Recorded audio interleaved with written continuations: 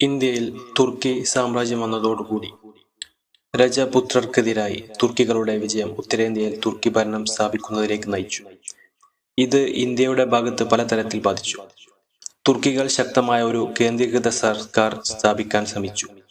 അങ്ങനെ ഇന്ത്യയിൽ ഫൂഡലിസം അട്ടിമറിക്കാൻ ശ്രമിച്ചു.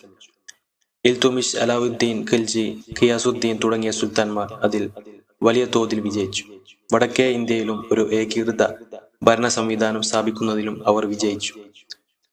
JN സർക്കാരിന്റെ അഭിപ്രായത്തിൽ തുർക്കികളുടെ ഭരണകാലത്ത് ഇന്ത്യ അകൽച്ച കാണിച്ചു. രജപുത്ര കാലഘട്ടം എന്നറിയപ്പെടുന്ന കാലത്ത് പുറം ലോകവുമായുള്ള ബന്ധം ഇന്ത്യക്ക് നഷ്ടപ്പെട്ടിരുന്നു.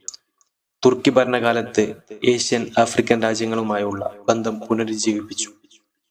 തുർക്കികൾ വടക്കേ ഇന്ത്യ കീഴടക്കിയത് ഒരു നഗര വിപ്ലവം സൃഷ്ടിച്ചുവെന്ന് പ്രൊഫസർ ABM ഹബീബുള്ള അഭിപ്രായപ്പെട്ടിട്ടുണ്ട്. വർഗം, ജാതി, മതം എന്നിവയുടെ അടിസ്ഥാനത്തിൽ യാതൊരു വിവേചനവുമില്ലാതെ നഗരങ്ങളിൽ താമസിക്കാൻ തുർക്കി ഭരണാധികാരികൾ എല്ലാവർക്കും അനുവാദം നൽകി.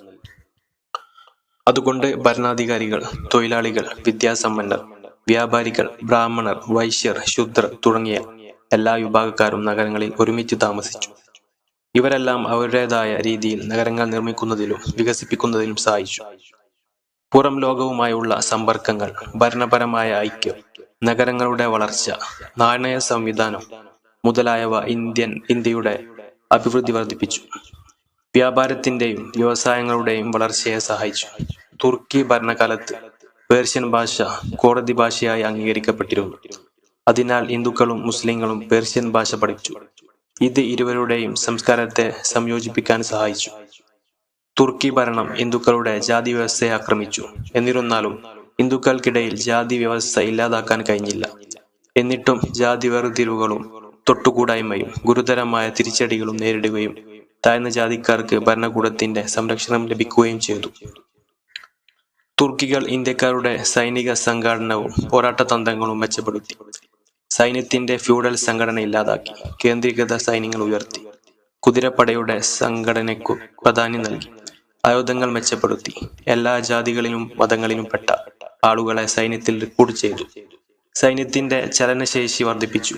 ഈ മാറ്റങ്ങളെല്ലാം ഇന്ത്യൻ സൈന്യത്തിന്റെ കാര്യക്ഷമത വർദ്ധിപ്പിച്ചു. ഏഷ്യയിലെ ഏറ്റവും മികച്ച സൈന്യങ്ങളുമായി അത് തുല്യമായി. ഇക്കാരണത്താലാണ് അലാവുദ്ദീൻ ഖിൽജി എല്ലാ മംഗോളിയൻ ആക്രമണങ്ങളെയും വിജയകരമായി ചെറുക്കാൻ കഴിഞ്ഞത്. തുർക്കി ഭരണം ഇന്ത്യയിലെ ഇസ്ലാമിനെയും ഹിന്ദുമതത്തെയും ഒന്നിപ്പിച്ചു. ഇത് ഇന്തോ മുസ്ലിം സംസ്കാരത്തിന്റെ വളർച്ചയ്ക്ക് സഹായകമായി. ഹിന്ദുക്കളും മുസ്ലിങ്ങളും ആ സംസ്കാരത്തിന്റെ രൂപീകരണത്തിന് സംഭാവന നൽകി. ഇത് ഇന്ത്യയിൽ പഴയതിൽ നിന്ന് വ്യത്യസ്തമായ ഒരു സമൂഹത്തെ സൃഷ്ടിച്ചു.